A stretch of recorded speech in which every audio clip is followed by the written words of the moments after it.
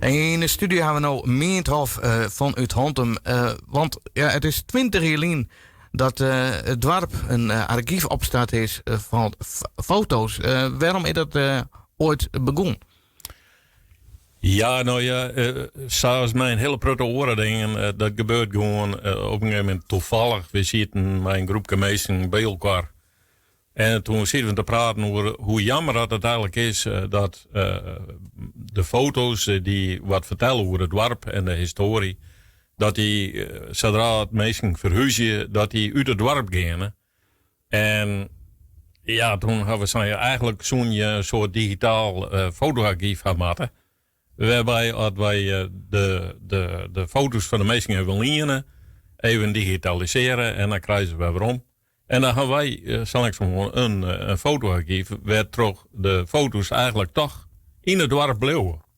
Ja, hoe waren de eerste reacties naar de oproep 20 jaar geleden? Nou, die waren enorm. Wij hadden toen een enorme vloed van foto's toen al kregen. En ja, daartoe kom je dan even. Dan denk je, hoe zal dat al hier gaan? Maar goed, wij hebben ze digitaliseerd en zo langzamerhand. Hè, want ja, je kent het in één keer alles. We moesten ook nog een website maken. Dus dat is alweer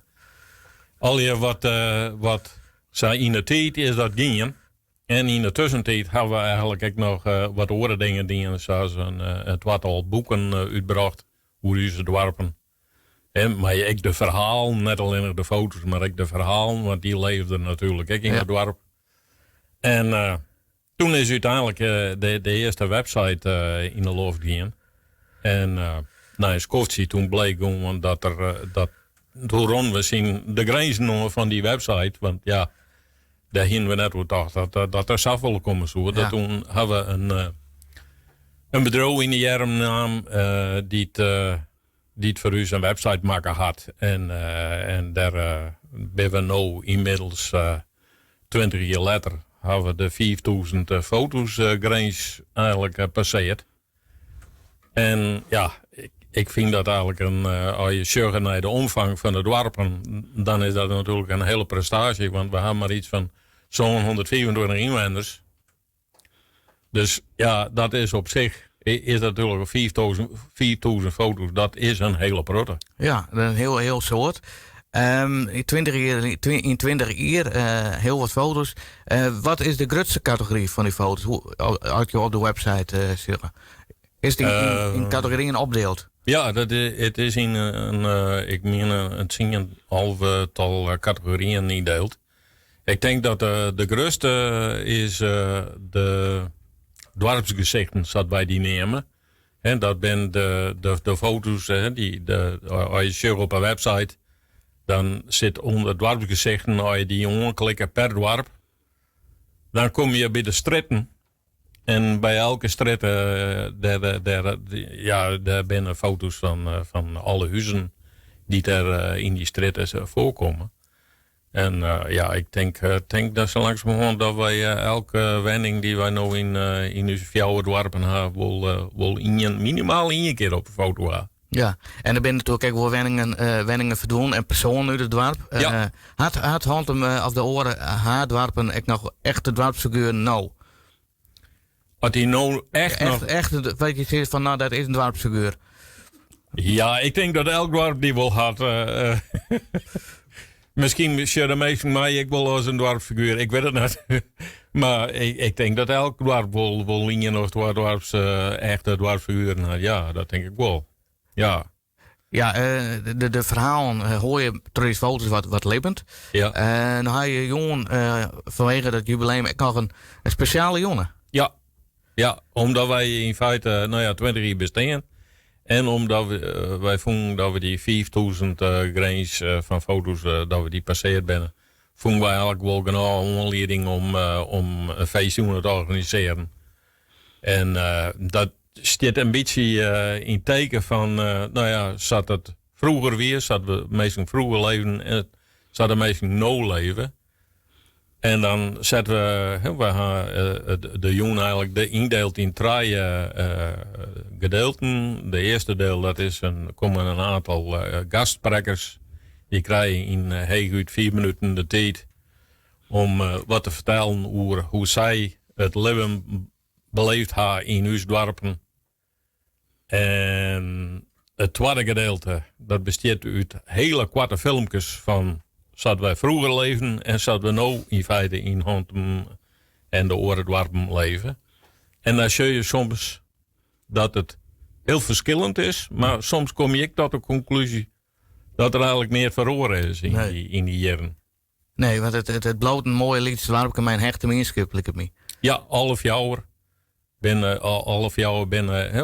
doen ook wel een proto gezamenlijk, daarom is het ik de fjouwer ha.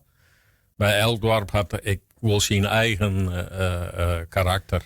Ja. Die gastsprekkers, waar ben dat dan, Joen? Nou, vroeger had er een dominee geweest in Hontemhuizen. En dat was een vrouwelijke dominee. En er was een dominee internaat. En dat was een hervormde en de andere dominee was een gereformeerde dominee. En die kregen wat mijlkwaar in de tijd van samen op weg.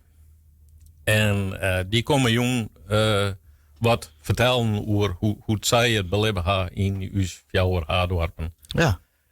Nou, en zo is er nog een inwenster die had jaren in Hontemeruitboeren wennen. En die komt ik iets vertellen over hoe zij het beleven had in uw dorpen. Dus ja, dat zijn een aantal gastsprekers die er komen. Beide dominees komen jongen en die krijgen elk 4 minuten. En daar heb ik een beetje de hoorn om horen, want we willen eigenlijk na het programma wil we nog wat een gezellig samen zijn ha. Ja. En als laatste, wat ik zei, 3 gedeelten. Het tweede gedeelte dat is een quiz. We gaan een quiz samengesteld van 34 foto's uit die 4000. En de meesten die krijgen jong eigenlijk de opdracht om te gaan. Werd zij denken dat die wenning stiet in welke stritten en in welk dorp. Aha. En ik moet zeggen, ik ga zelf de quiz samensteld. Ik word net een makkelijk meisje. Ik word ook net een moeilijk meisje, want dat ken ik. Maar ik heb hier en daar wel een paar foto's opzocht. Ik denk van, nou, dat wordt nog wel naartoe. Dus het is een hele uitdaging, jong, voor de meesten om dat uit te vinden. En waar is het, jong, en hoe laat begint het? Het is in het dorpshuis daar is Kwalla, in de Tjerkenstraat Fjouwer in Hontem. Het begint om 8 uur. De tagong is vergees. En je krijgt ook nog een bakje koffie of een bakje thee met een stukje oranjekroek erbij. En we hopen op een gezellige jongen. Hoeveel mensen verwacht je, jongen? Ja, we hopen natuurlijk een volle zaal. En je weet het nooit. Ik heb geen idee. Ik weet het net. Wij verwachten jezelf, ja. We moeten bij de 30, 24 mensen, maar het kenmerk zou wel 20 worden, maar het kenmerk zou wel 60 worden. Ja. Dus zo goed we net op die aan, dus we weten het net. Heb je een idee van iemand die het zeker komt, die de quiz winnen, Siljoen? Ja, dat weet ik net.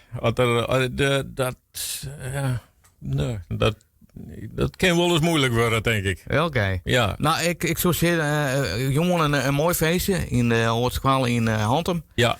En nou ja, dat de beste de quiz maar winnen maar mij. En voor de toekomst nog meer duizenden foto's in je mag geven. Ja, dat hopen wij zeker. En het groeit ik nog steeds, want ik ga juist toevallig.